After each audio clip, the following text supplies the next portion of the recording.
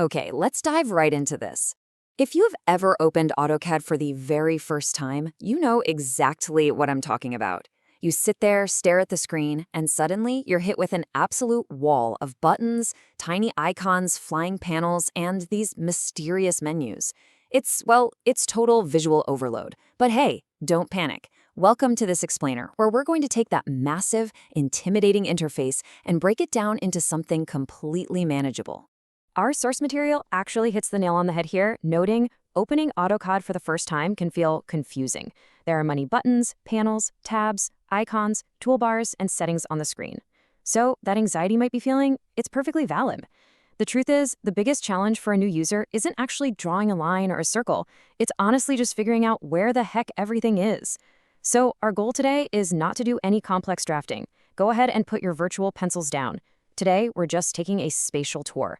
We're going to build your mental map of the interface so that when you are ready to design, you know exactly where to look. Before we start our tour, a huge thank you to our sponsor, AssignmentOnClick. We're thrilled to have them powering our interface journey today.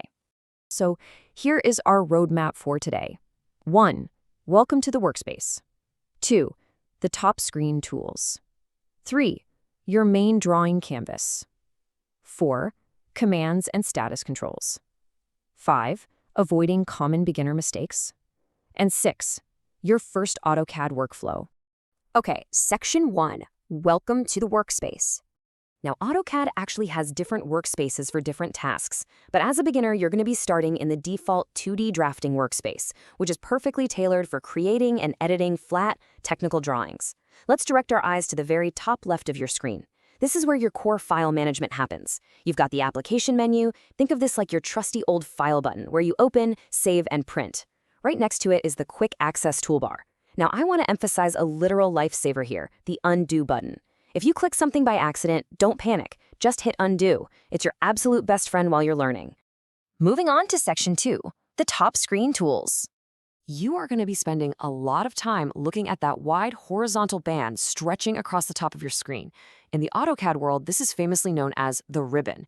And it's not just a random scattering of buttons, I promise. It actually has a really strict logical hierarchy. Step 1, you have tabs at the top. These are your main categories. Step 2, inside those tabs are panels, which are smaller subgroups. And Step 3, inside those panels are your individual commands, like line or circle. So the absolute crucial takeaway here is this. As a beginner, just stick to the Home tab. It has almost all the drawing and modifying tools you're going to need to get started. Honestly, don't even worry about the rest of the tabs just yet. Section 3, your main drawing canvas. Let's guide your eyes from those top menus down into the massive, dark central area. This is where the magic happens, where your actual designs will come to life. Now, within this canvas, AutoCAD gives you two entirely different environments, and it's super vital to know the difference. On the left, we have model space. This is your workshop. It's where you draw everything at real-world size. On the right, we have layout space, which is basically the display case, where you set up your drawing on a digital sheet of paper to be printed. For now, draw a firm boundary in your mind. Stay anchored entirely in model space while you're still learning the ropes. Of course, once you start drawing in model space, you really need to know how to move around.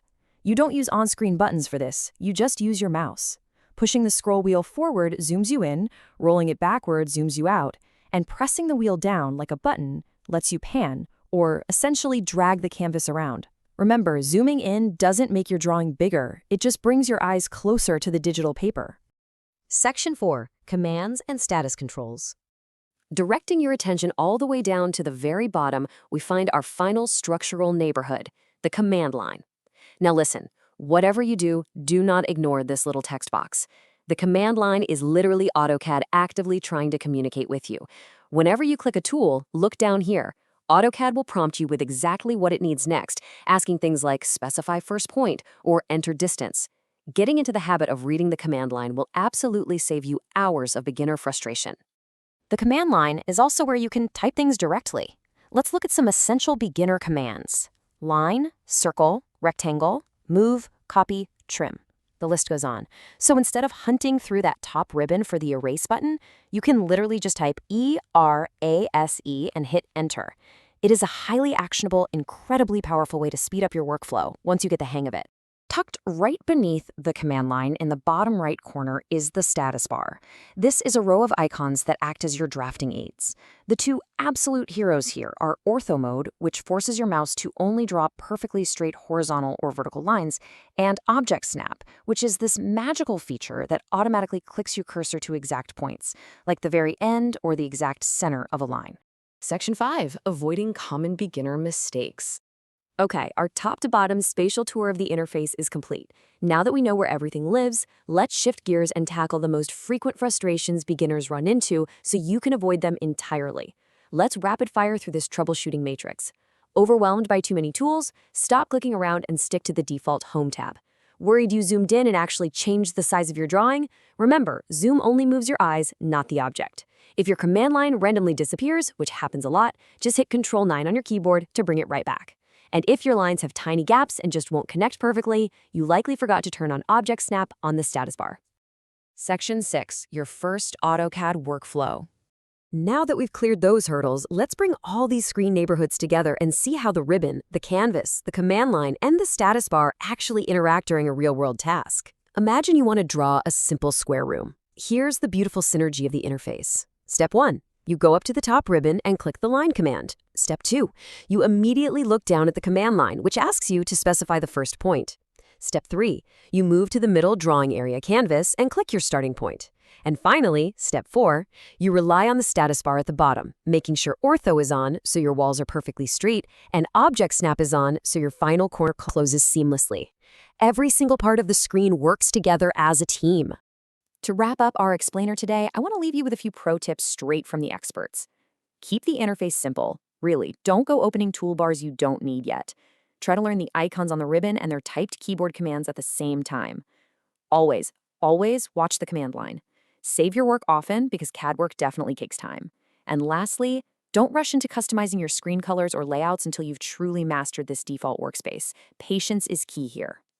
You have successfully mapped out one of the most powerful design tools in the world. You know where the tools live, how to navigate the canvas, and how to let the software guide you. The confusion is gone, and the digital workshop is entirely yours.